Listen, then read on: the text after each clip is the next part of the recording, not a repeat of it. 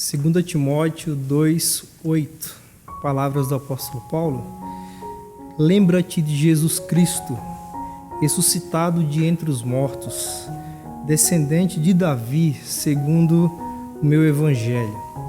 Lembra-te de Jesus. Paulo aqui dá uma ordem a Timóteo, dizendo: lembra-te de Jesus Cristo. Cuide dos seus pensamentos, para que jamais Jesus caia no esquecimento em você.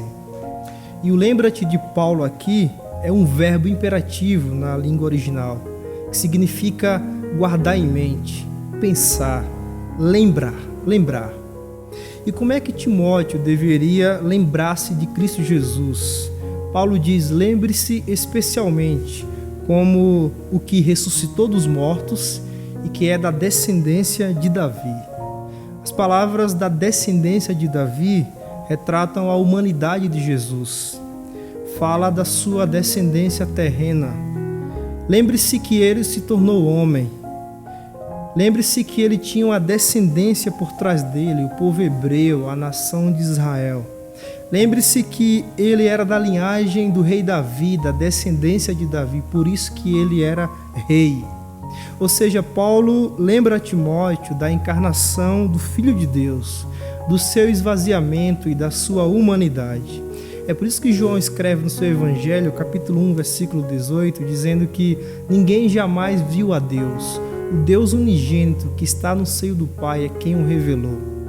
Paulo está dizendo que a encarnação da palavra, do Verbo de Deus, Jesus, foi o que marcou o início da nossa redenção e da nossa salvação. Mas Paulo também diz: lembre-se que ele morreu. Lembre-se que os homens o crucificaram injustamente.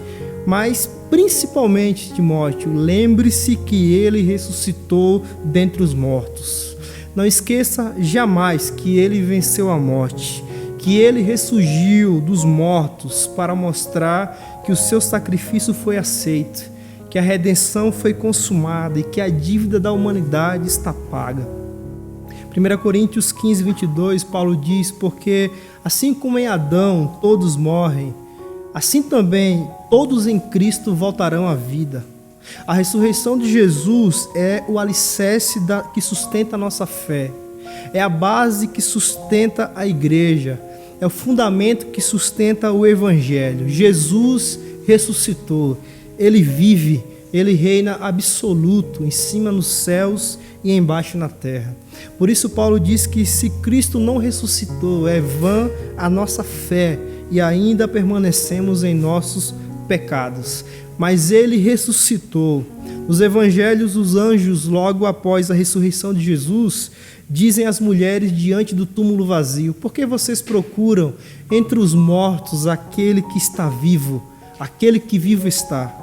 No livro do Apocalipse, capítulo 1, versículo 17 e 18, João, diante daquela revelação do Jesus ressurreto, diz o versículo 17: quando eu vi, eu caí aos seus pés como morto.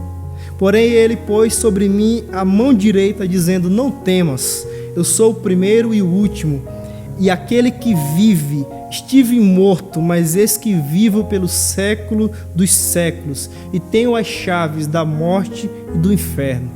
Essa é a boa notícia do Evangelho. Jesus morreu pelos nossos pecados. Jesus pagou a nossa dívida impagável na cruz. Jesus nos substituiu naquela cruz e Jesus ressuscitou. Jesus venceu o nosso maior inimigo, a morte, e Jesus reina absoluto nos céus e na terra e debaixo da terra e tem as chaves da morte e do inferno. Isso sim é uma boa notícia. É disso que devemos nos lembrar sempre e em todo tempo. O nosso Redentor está vivo e domina sobre todas as coisas. Jamais devemos nos esquecer disso, jamais. Então, nesse tempo de tantas crises, essa de natureza global, a pandemia, crises financeiras, empresas fechando, gente ficando desempregada, crises emocionais, gente com ansiedade, síndromes e mais síndromes, pânico, depressão, crises de natureza pessoal, familiar. Eu queria trazer à sua memória: lembre-se que Jesus está acima de todas essas crises. Lembre-se que Jesus está acima de todas elas. Lembre-se que o seu Redentor vive pelos séculos dos séculos, para sempre. Lembre-se que ele tomou o livro da história nas mãos, porque era o único digno de fazê-lo, e que a história está sob o seu controle, e que nada foge ao seu domínio. Lembre-se de Jesus. Lembre-se da sua morte, mas lembre-se da sua ressurreição. Lembre-se que ele vive para sempre. Lembre-se que ele é o Senhor da história. E lembre-se que ele é o Senhor da minha vida e da sua vida. Creia nisso. Que Deus te renove com essas palavras para mais uma semana. Em nome de Jesus, essa é a nossa oração para a glória e o louvor do nome dele. Amém.